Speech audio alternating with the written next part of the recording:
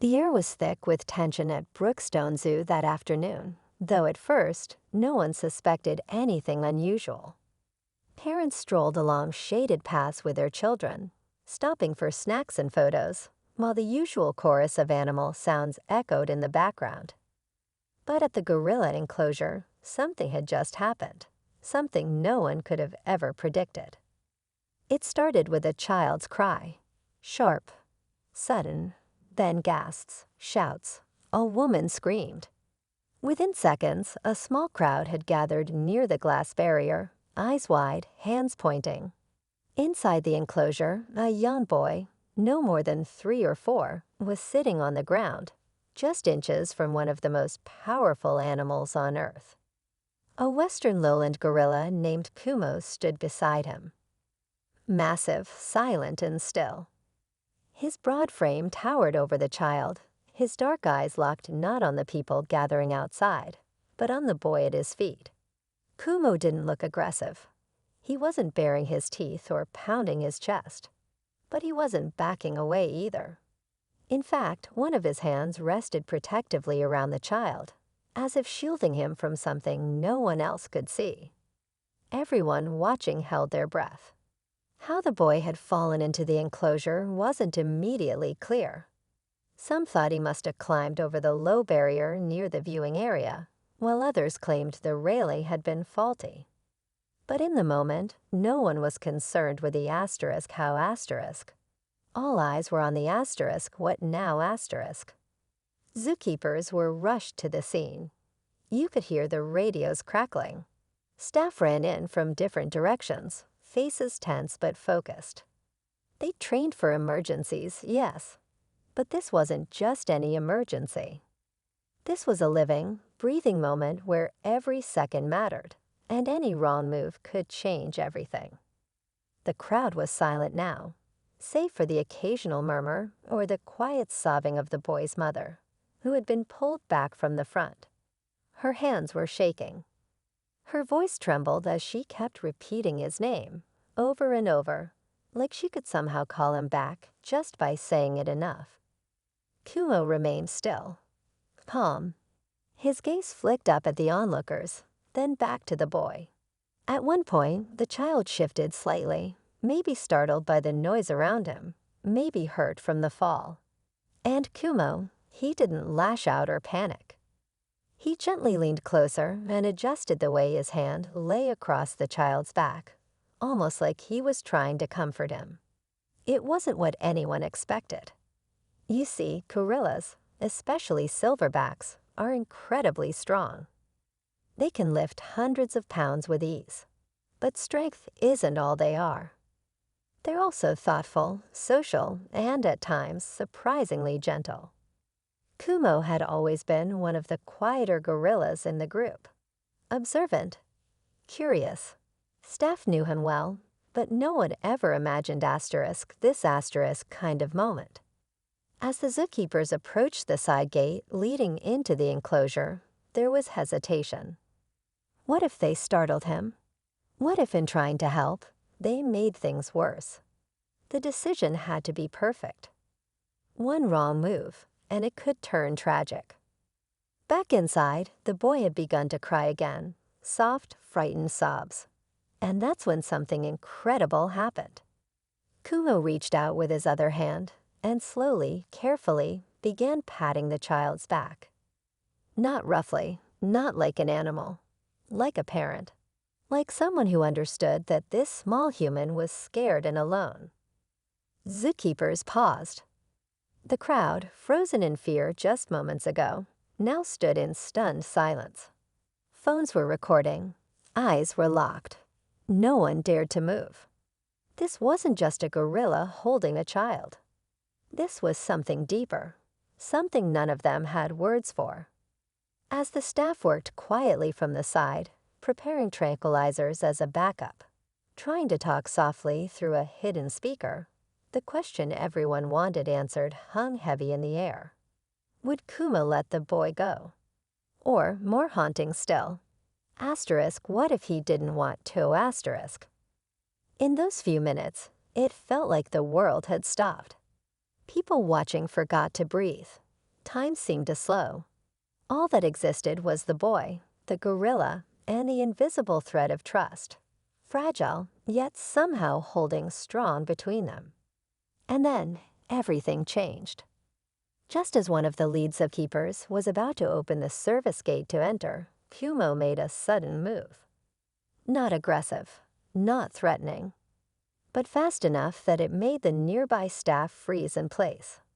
He stood fully upright, looked around once more, then bent down, picked up the boy, gently, carefully, and began walking away from the viewing area. Gasps rippled through the crowd. Some screamed, others cried. The staff radioed updates frantically. No one knew what he was doing. Was he taking the child deeper into the enclosure? Was he trying to protect him or hide him? The answers wouldn't come for a few more minutes, but those minutes would change everything. Because what happened next, no one could have predicted. Kumo carried the boy with a kind of eerie calm that no one knew how to interpret. Every instinct said this was dangerous, wildly unpredictable. And yet, he wasn't running. He wasn't aggressive. He walked steadily, purposefully toward the far side of the enclosure, where the rock wall gave way to a shaded corner lined with bamboo and tall grass. It was the most secluded part of the habitat, away from the open viewing area. Cameras strained to follow. Eyes widened. The lead zookeeper, Carla, had been with Kumo since his arrival 7 years ago. She was one of the few people who could read his body language like a second language. But even she was struggling now. "He's not panicking," she said into her radio. "He's protecting him. But I don't know why he's taking him over there." Her voice cracked despite her training.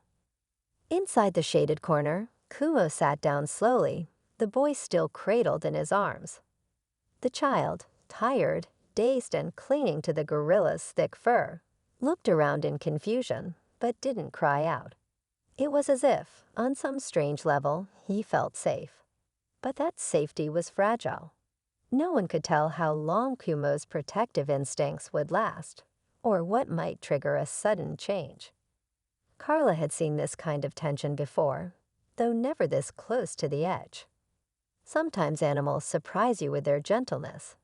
Other times, they react out of fear or confusion, and everything unravels in an instant. The zoo's emergency protocol was shifting. A vet stood by with a tranquilizer dart loaded and ready, but the shot would only be taken as a last resort. The problem was, if they sedated Kumo now, there was no way to predict how he'd react in those first few seconds of confusion. He could drop the boy. He could unintentionally hurt him. The risk was immense. That's when the second twist revealed itself, quietly, then all at once. From behind the bamboo, movement, a rustle, and then another gorilla. This one, a younger female named Nira, had approached cautiously. Unlike Kumo, Nira wasn't known for her gentleness. She was curious, sometimes unpredictable, and had always been slightly wary of human interaction, even from behind glass. Her appearance now sent a ripple of anxiety through the team. She stepped closer to Kumo and the boy, sniffing the air, her eyes locked on the child in Kumo's arms. For a second, no one moved. Then Nira reached out, not at the boy, but at Kumo, tugging lightly at his shoulder, almost like she was trying to pull him away. And Kumo growled. Not loud, not violent, but enough to send a chill down Carla's spine. He'd never growled at Nira before, not once. The two had always been close, siblings in behavior, if not in blood. But something about this moment had changed Kumo. He was drawing a line. Now the tension was higher than ever. It wasn't just about the boy anymore. There was now a second gorilla in play, a possible shift in group dynamics. Nira stepped back but didn't leave. She sat, watching closely, clearly unsettled by Kumo's behavior. From the viewing area, people were still watching, some crying, others whispering to themselves. The boy's parents had been pulled into a staff-only section, where they could watch a private feed on a small monitor. His mother was shaking. His father's fists were clenched tight against the table, lips pressed into a thin line. "What is he waiting for?" the father finally asked. No one had an answer. Inside the enclosure, the sun began to shift. Long shadows stretched across the grass as the afternoon dragged on. The boy stirred again, lifting his head just enough to look up at Kumo's face. There was no fear in his eyes now, just confusion, and something that almost looked like trust. But that moment of calm was interrupted by a sudden crack of static over the zoo's radio system. Loud, sharp, accidental. It echoed faintly into the enclosure, and Kumo jolted. Not violently, but enough that every heart in the room skipped a beat. The boy whimpered. Kumo turned, shielding him instantly. Then Nera rose again. This time she didn't approach Kumo. She turned and walked straight toward the inner gate that led to the holding area, where food and shelter were provided. She paused there, looking back. And for a brief, flickering second, it looked like Kumo hesitated. Carla's breath caught. Could it be? Was Nera trying to lead him back? It was a sliver of hope. A small, delicate thread in a moment still charged with danger. Because even if Kumo followed, there was no guarantee he'd release the boy. And if he didn't, the next move could change not only one life, but two. And what no one knew yet, what no camera had captured, and what Kumo had sensed long before anyone else, was that the boy wasn't just scared. He was injured, and the clock was ticking. Kumo stood still, his large frame shadowing the boy as Nera waited by the holding gate. The zoo staff watching from every corner held their breath, hoping, praying, willing him to follow. And then, almost too subtle to catch, he shifted. Not much, just a step. But it was a choice. He glanced back at the boy in his arms, then toward Nera again. And for the first time since this began, it looked like he was considering going with her. Carla gave a soft command through the radio. Stay ready, but hold fire. He's thinking. Seconds felt like hours. Then with slow, careful movements, Kumo stood fully upright, the boy still safely in his arms. He walked not toward the viewing area, but toward Nera and the holding gate. As he reached her side, she moved aside, almost respectfully, and watched as Kumo crossed the threshold into the enclosed space behind the habitat. Cheers didn't erupt. No one clapped. The silence remained thick. No one dared break it, not yet. Inside the holding room, zoo staff had already prepared a quiet, dimly lit area with soft barriers and open access. The moment Kumo entered, they activated a special gate, gently closing it behind him, not locking him in, but securing the outer exhibit. Now they had space to work. Carefully, methodically. Carla approached first. No weapons, no sudden moves. She spoke gently, using Kumo's name, her voice low and reassuring. For a long, tense moment, he simply stared back at her, then down at the child in his arms.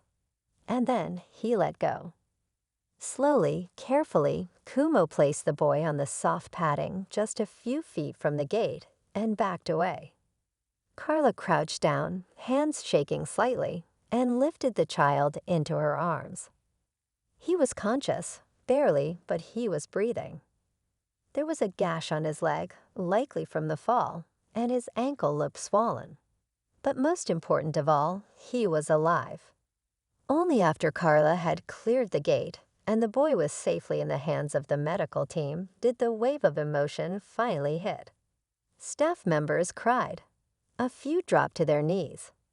The child's mother let out a cry so raw and full of relief that it echoed through the hall. As for Kumo, he watched it all quietly from behind the gate. Not angry, not confused, just still. His eyes followed the boy being carried out, and for a moment, it almost seemed like he understood. That what he had done, staying, shielding, waiting, had made a difference.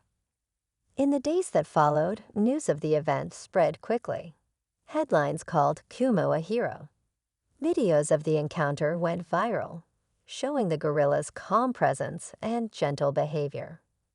But those closest to the situation, especially the zookeepers, knew it wasn't just about a miracle. It was about understanding.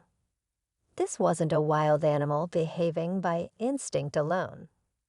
This was a being who felt something deeper, who saw a small, helpless child and chose protection over panic, even when scared, even when unsure. The boy, named Liam, made a full recovery. His injuries were minor compared to what could have happened. Weeks later, his parents brought him back to the zoo, not to the exhibit, but to the staff area, where he could meet Carla and the team who had helped save his life. They didn't bring him back to see Kumo. That part wasn't necessary. What happened in the enclosure would remain a unique moment in time, a silent bond between species, never needing words. As for Kumo, he went back to his normal life in the enclosure. He remained calm, composed, and quiet. But those who knew him best swore something in him had changed. A softness, maybe. A deeper awareness. Sometimes he would sit by the same spot near the bamboo, staring off into the shaded corner as if remembering. And maybe that's what makes stories like this stick with us. It reminds us that empathy isn't limited to humans. That kindness can show up in the most unexpected places. And that sometimes, even in our most frightening moments, something extraordinary can rise from it. Because on that day, when everyone feared the worst, a gorilla named Kumo didn't choose chaos. He chose compassion.